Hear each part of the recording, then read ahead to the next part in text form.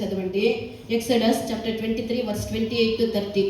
யாத்திரையாகமம் 23ஆம் அதிகாரம் 28, 29, 30 వచనங்களை படிப்போமாக. మరియు పెద్ద కందిరీగలను నీకు ముందుగా పంపించెదను. మరియు పెద్ద కందిరీగలను నీకు ముందుగా పంపించెదను. ఎదుట నుండి హివ్వీయులను, కానానీయులను, హిత్తీయులను వెళ్ళగొట్టును. దేశము పాడై అడవి మృగములను నీకు విరోధముగా విస్తరింపకుండునట్లు వారికి ఒక సంవత్సరంలోనే నీ ఎదుట నుండి వెళ్ళగొట్టుదును.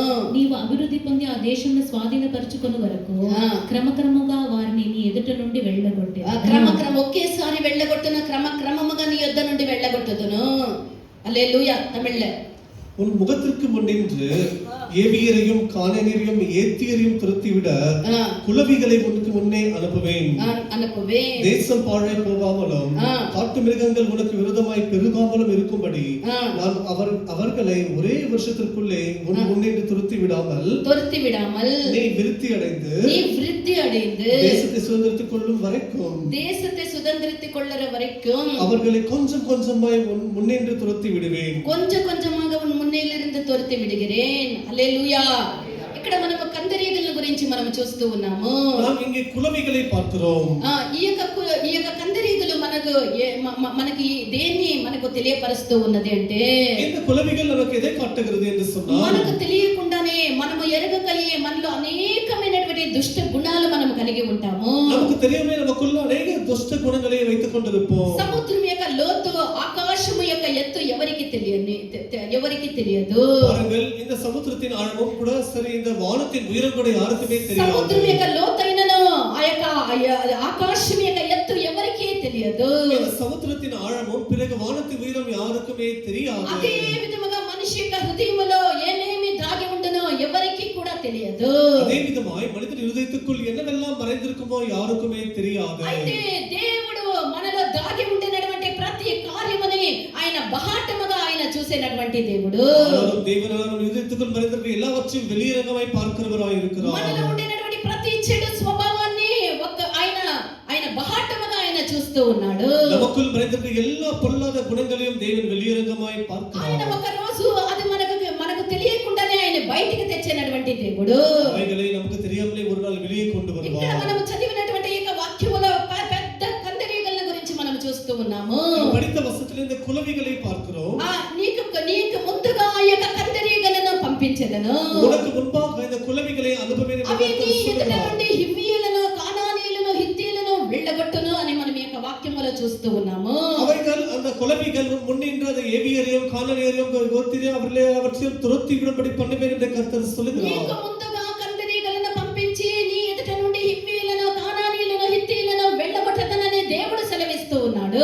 உனக்கு முன்பாக இருக்கிறதான இந்த ஏவியரையும் கானானியரையும் ஏத்தியரையும் கூட இந்த కులవిகளை అனுப்பి அவர்களை துரத்தி விடுவேன் என்று கர்த்தர் சொல்கிறார். ఈ కందిరీగలు అనగా మనము తెలుసుకోవాల్సినటువంటి కార్యం ఏమనగా இங்கே కులవిகள் என்று சொன்னால் தெரிந்து கொள்ள வேண்டிய காரியம் என்னவென்றால் కందిరీగలు దేవుని యొక్క వాక్యము లేదా ఆ వాక్యము చదవటం వలన వచ్చినటువంటి యొక్క ప్రకటనలకు సాదృశ్యమై ఉన్నది. இந்த కులవిகள் என்று சொல்வது நாம் தேவனுடைய வசனத்தை படிப்பதனால் நமக்கு வருகிறதான கர்த்தருடைய வெளிப்படுதலை காட்டுகிறது.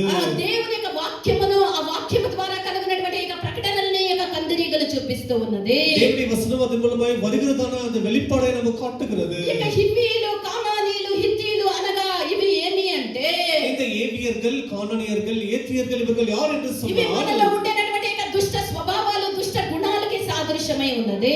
இவர்கள் நமக்குள் ஒளிந்திருக்கிற இந்த பொல்லாத குணங்களாய் இருக்கிறது. పెద్ద కందిరీగలను నీకు ముందుగా పంపి உனக்கு முன்பாக பெரிய కులవిகளை அனுப்ப செய்து మనలో దాగి ఉండేటటువంటి యొక్క ప్రతి చెడు స్వభావాన్ని బయటికి తెచ్చును. நமக்குள் மறைந்திருக்கிற எல்லா பொல்லாத சபைகளை வெளியே கர்த்தர் கொண்டு வருவார். ఆ యొక్క పెద్ద కందిరీగలను పంపించి அந்த பெரிய కులవిகளை அனுப்பி ఆ యొక్క హివ్వీయులను, కానానీయులను ఆ యొక్క వాళ్ళందరినీ కూడా వెళ్ళగొట్టును. அந்த ஏவியரையும் கானானியரையும் ஏத்தியரையும் அவர் துரத்தி விடுவார். కందిరీగలు లోపల ప్రవేశించేదానికి இந்த కులవిகள் உள்ளே பிரவேசிப்பதற்கு చిన్న రంధ్రం ఉంటే చాలు, కొడివి కొట్టించి అంత చిన్న ఒక రంధ్రం ఉంటే చాలు దాని లోపలికి ప్రవేశించును. பாருங்கள், இந்த குலவிகள் நுழைவதற்கு பெரிய ஒரு இடம் தேவையில்லை, சிறிய ஒரு ஓட்டை இருந்தால் போதும் அது நுழைந்து விடும். అదే విధముగా మనం చూసినట్లయితే அதே விதமாக நாம் பார்க்கும்போது దేవుని యొక్క వాక్యము అన్ని స్థలములోనికి ప్రవేశించి పరిశోధించును. దేవుని వచనం எல்லா இடத்திலும் போய் நுழைந்தது அது பரிசோதித்து பார்க்கும். దేవుని యొక్క వాక్యము మన ప్రతి ఒక్క శరీరములో ప్రతి ఒక్క అవయవములో ప్రవేశించును. கர்த்தருடைய வசனம் நம்முடைய ஒவ்வொரு சரீரத்திலும் எல்லா அவயவத்திலும் அது అనగా நுழைந்ததாக మన యొక్క இருக்கிறது. ఆలోచనలో దేవుని యొక్క వాక్యము ప్రవేశించును. நம்முடைய ஆலோசனைகளிலே கர்த்தருடைய வசனம் பிரவேசிக்கும். మన యొక్క తలంపుల్లో అది ప్రవేశించును. நம்முடைய நினைவுகளிலே அவை మన பிரவேசிக்கும். మనసులోనికి వెళ్ళి நம்முடைய மனதுக்குள் நுழைந்து అవి ఏ విధముగా ఉన్నవో దాన్నంతయు కూడా బహాటముగా అది దేవుని యొక్క వాక్యము చూపించును. நம்ம இதயம் எப்படி இருக்கிறதோ அப்படியே அது வெளியரங்கமாய் காட்டிவிடும். ప్రతి మనసులోనికి ప్రతి యొక్క కదలికలోనికి భావజాలంలోనికి మన యొక్క మనసులోనికి దేవుని యొక్క వాక్యము వెళ్ళి అది ఏ విధముగా ఉన్నదో అది తేటపరచును. நம்முடைய மனதுக்குள் நுழைந்து நம்முடைய நினைவுகள் தோற்றங்கள் எப்படி இருக்கிறது எல்லாவற்றையும் வெளியரங்கமாய் காட்டிவிடும். ఎబ్రీయులు 4వ అధ్యాయము 12వ వాక్యాన్ని చదవండి. எபிரியர் 4ஆம் அதிகாரம் 12ஆம் வசனம் படியுங்கள். Hebrews chapter 4 verse 12. ఎందుకనగా దేవుని వాక్యము సజీవమై దేవుని యొక్క వాక్యము సజీవమై బలము గలదై రెండంచులు గల ఎటువంటి ఖడ్గము కంటేనే వాడిగా ఉండి రెండంచులు గల ఎటువంటి ఖడ్గముకైనను వాడిగలదిగా ఉండి ప్రాణాత్మలను కీళ్లను మూలలను ప్రాణాత్మలను కీళ్లను మూలలను విభజించేనంతగా దూరుచు హృదయం యొక్క తలంపులను ఆలోచనలను శోధించుచు ఉన్నది. హృదయం యొక్క ఆలోచనలను తలంపులను అది శోధించుచు ఉన్నది. தேவனுடைய வார்த்தையானது ஜீவனும் வல்லமையும் உள்ளதாய் இருபுறமும் கருப்புள்ள எந்த பட்டயத்திலும் கருக்கானதாயும் ஆத்துமாவையும் ஆவியையும் கணுக்களையும் ஊனையும் பிரிக்கத்தக்கதாக உருவ குத்துகிறதாயும் இருதத்தின் நினைவுகளையும் யோசனைகளையும் வகையறுக்கிறதாயும் இருக்கிறது. హల్లెలూయా. మన యొక్క ఆలోచనలోనికి తలంపులోనికి మన యొక్క హృదయంలోనికి ఏది వెళ్ళగలదు? பாருங்க, நம்ம நினைவுக்குள்ளாக ஆலோசனைக்குள்ளாக எது நுழைய முடியும்? మన యొక్క ఆలోచనలో మన యొక్క తలంపులో మన యొక్క హృదయంలో ఏది వెళ్ళడానికి సాధ్యమవుతుంది? நம்முடைய நினைவுகளிலே நம்முடைய ஆலோசனைகளிலே எது நுழைய முடியும்? దేవుని యొక్క వాక్యము తప్ప మరి ఏది కూడా ఈ యొక్క స్థలాన్ని ప్రవేశించడానికి వీలు కాదు. தேவனுடைய வசனம் இல்லாமல் எந்த ஒரு காரியத்துக்குள்ள இது நுழைய முடியாது. தேவனுடைய வசனமே அன்றி வேற எதுமே இதுக்குள்ள நுழைய முடியாது. దేవుని యొక్క వాక్యమే తప్ప వేరే ఏది కూడా మన మనసులోనికి మన తలంపుల్లోనికి మన హృదయంలోనికి వెళ్ళేదానికి వీలు కాదు.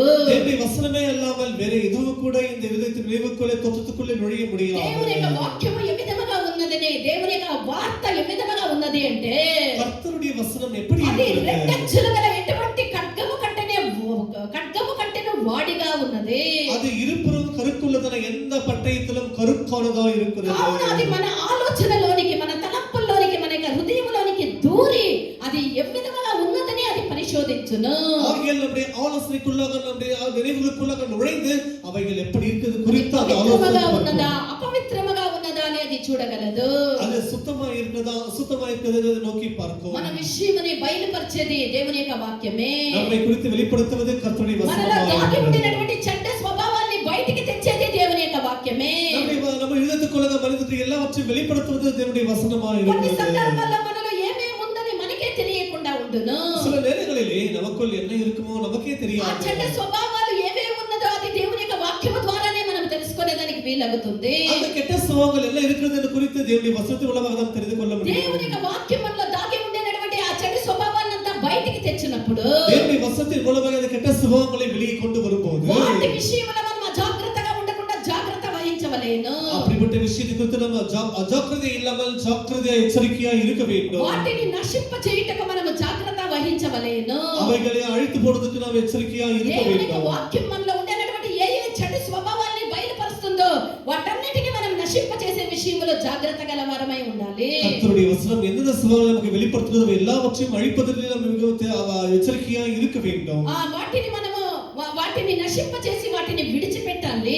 அதை அழித்து நாம் விட்டு விட வேண்டும். అది లేకపోతే మనకి పెద్ద అపాయాన్ని కలుగజేయును. அப்படி இல்லாவிட்டா அது நமக்கு பெரிய அபாயத்தை கொண்டு வந்து விட்டுவிடும். యాకోబు 1వ అధ్యాయము 23వ వాక్యం నుండి 25వ వాక్యం వరకు చదవండి. யாக்கோபு 1ஆம் அதிகாரம் 23லிருந்து 25 வரைக்கும் படிப்போமாக. James chapter 1st chapter 23 to 25. ఎవడైనను వాక్యమును వినువాడై ఉండి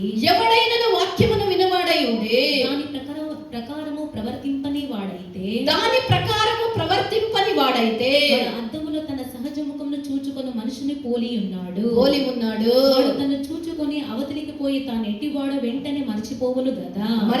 అయితే స్వాతంత్ర్యము నిచ్చు సంపూర్ణమైన నియమముల తేరి చూచి నిలకడగా ఉండు వాడెవడో వాడు విని మర్చువాడు కాక క్రియను చేయువాడై ఉండి తన క్రియలో ధన్యుడగును. ஆமென். ஹalleluya. என்னத்தினாலெனில் ஒருவன் திருவசனத்தை கேட்டும் அதன்படி செய்யாதவனானால் கண்ணாடியிலே தன் சுபாவ முகத்தை பார்க்கிற மனுஷனுக்கு ஒப்பாயிருக்கிறான். கண்ணாடியில தன் சொந்த முகத்தை பார்க்கிற மனுஷனுக்கு ஒப்பையா இருக்கிறான். அவன் தன்னைத்தானே பார்த்து அவ்விடம் விட்டு போனவுடனே தன் சாயல் என்னதென்பதை மறந்து விடுவான். சுயாதீன பிரமாணமாகிய பூரண பிரமாணத்தை உற்று பார்த்து அதில் நிலைத்திருக்கிறவனே கேட்கிறதை மறக்கிறவனாய் இராமல் அதற்கேற்ற கிரியைகளை செய்கிறவனாய் இருந்து దేవుని యొక్క వాక్యాన్ని వినుట మాత్రమే కాకుండా దాని ప్రకారం మనము క్రియ చేసే వాళ్ళమై ఉండాలి. கர்த்தருடைய வசனத்தை கேட்பது மாத்திரம் இல்லாமல் அதன்படி செய்கிறவர்களாய் இருக்க வேண்டும். మనలో దాగి ఉండేటువంటి చెడు స్వభావాలను నశింపచేయుటకు ప్రభువు మనకు సహాయము చేయాలి. ஆகிய நமக்குள் மறைந்திருக்கிற கெட்ட சுபாவங்களை அழிப்பதற்கு கர்த்தர் தாமே நமக்கு உதவி செய்ய வேண்டும். దేవుని వాక్యము ద్వారా మనలో దాగి ఉండేటువంటి ప్రతి కార్యాన్ని ఆయన బయటికి తెచ్చేటువంటి దేవుడు. நமக்குள் மறைந்திருக்கிற எல்லா கெட்ட சுபாவங்களையும் கர்த்தர் நமக்கு வெளியே கொண்டு வருவார். ఆ బయటికి వచ్చినప్పుడు దాన్ని మనము జాగ్రత్తగా కనిపెట్టి వాటిని మనము నశింపచేయాలి. அவைகள் வெளியே வரும்போது நம்ம காத்திருந்து அதை அழித்து விட வேண்டும். పెద్ద కత్తెరీగలను నీకు ముందుగా పంపించెదను. பெரிய குளவிகளை நான் முன்பாக பறக்க செய்வேன். పెద్ద కత్తెరీగలే దేవుని యొక్క వాక్యమై ఉన్నది. அந்த பெரிய அந்த குளவிகள் தான் கர்த்தருடைய வசனமாய் இருக்கிறது. కానానీయులు మనలో ఉండేటువంటి యొక్క చెడు స్వభావాలకి సాదృశ్యమై ఉన్నది. பாருங்கள், இந்த ஏத்தியர் கானானியர் இந்த ஏவியர் எல்லாமே கூட நமக்குள் மறைந்திருக்கிற கெட்ட சுபாவங்களை குறிக்கிறது.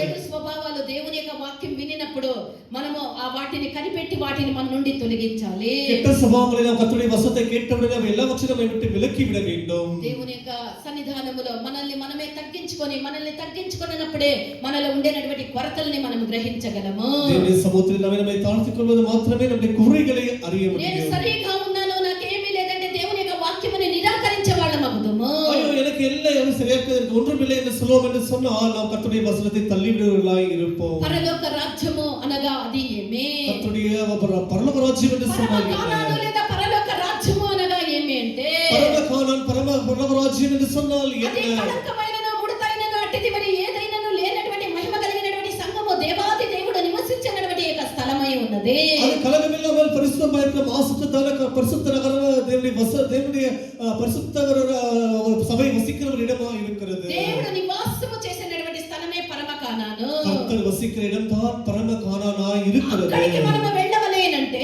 நாம் அங்கே போக வேண்டும் என்று చెడు சொன்னால் స్వభావాలు ఉండరాదు.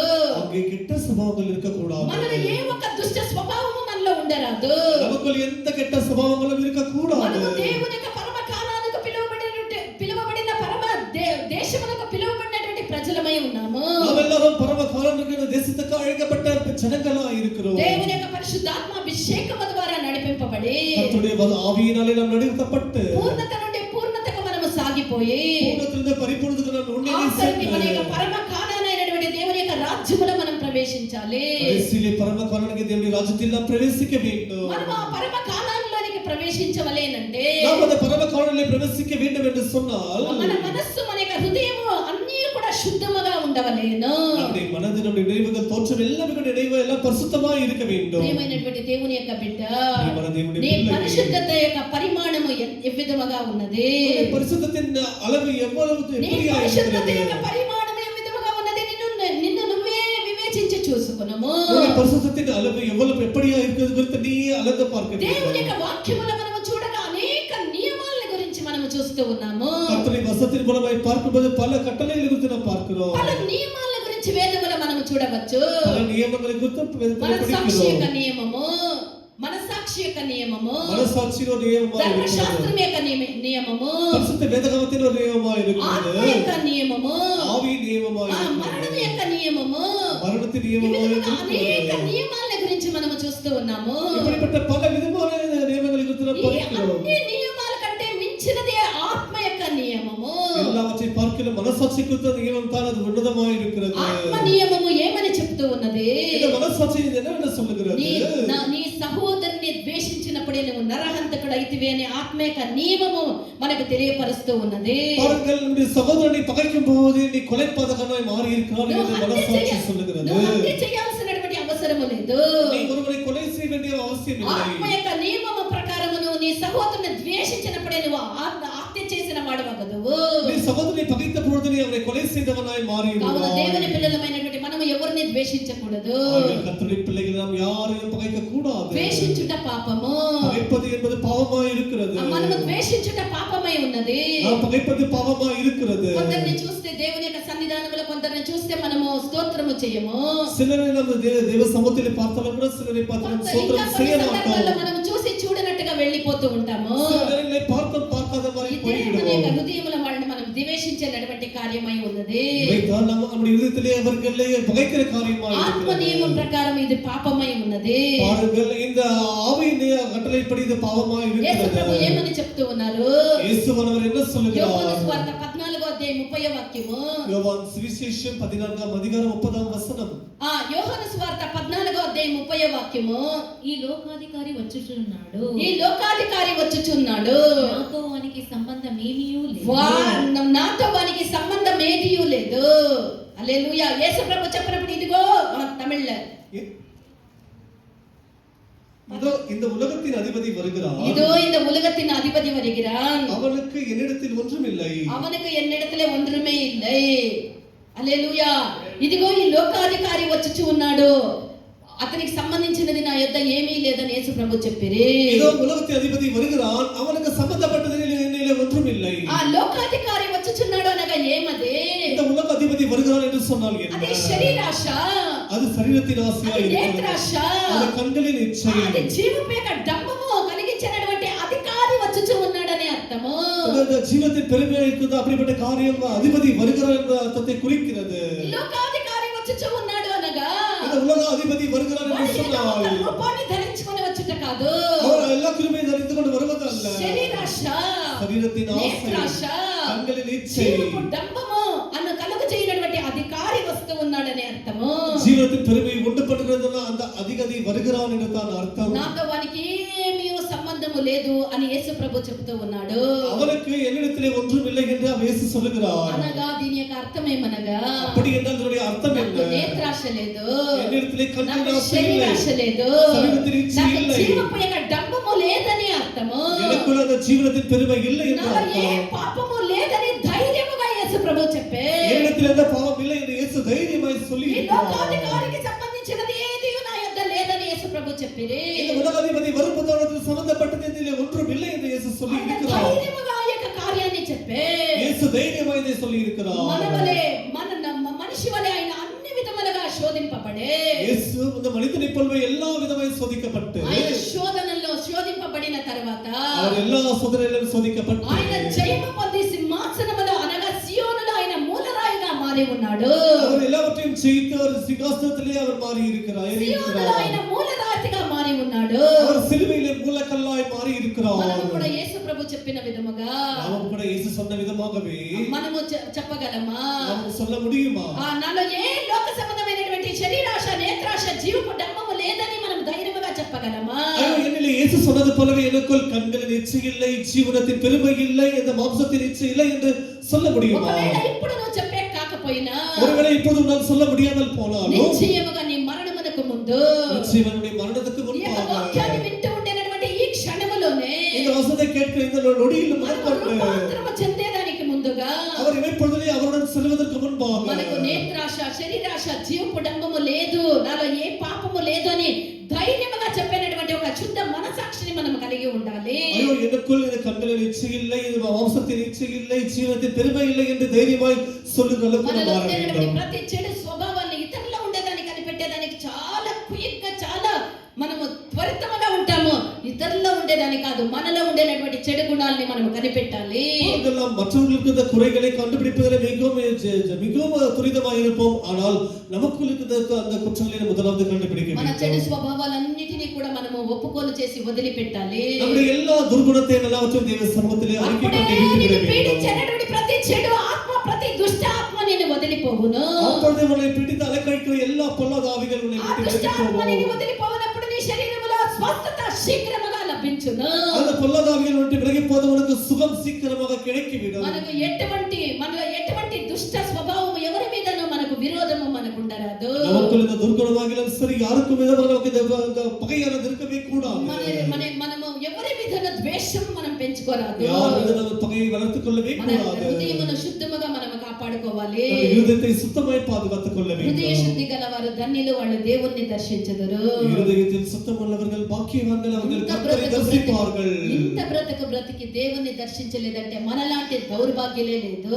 அவர்கள் இவ்வளவாய் நாம் ஜீவித்து கர்த்தரை பார்க்க முடியாமல் போனால் நம்மை போல ஒரு பாக்கியம் இல்லாத செயல்கள் ఎవరి யாரும் మీద இருக்க ఏ పగ, மாட்டார்கள். ఏ ద్వేషములు, ఏ అసూయలు ఏది మనం ఉంచుకొనక మన యొక్క హృదయముని శుద్ధముగా కాపాడుకొనినప్పుడు మనం దేవుణ్ణి దర్శించగలము. நமக்குள் யாரை குறித்து கூட எந்த பகையோ வைரக்கம் வைத்துக் கொள்ளாமல் சுத்தமா இருக்கும் போது நிச்சயமாய் கர்த்தரை நாம் தரிசிக்க ప్రకటన முடியும். 22వ అధ్యాయం 4వ వాక్యాన్ని చదవండి. வெளிப்படுத்தின விசேஷம் 22ஆம் அதிகாரம் 4ஆம் வசனம் படியுங்கள்.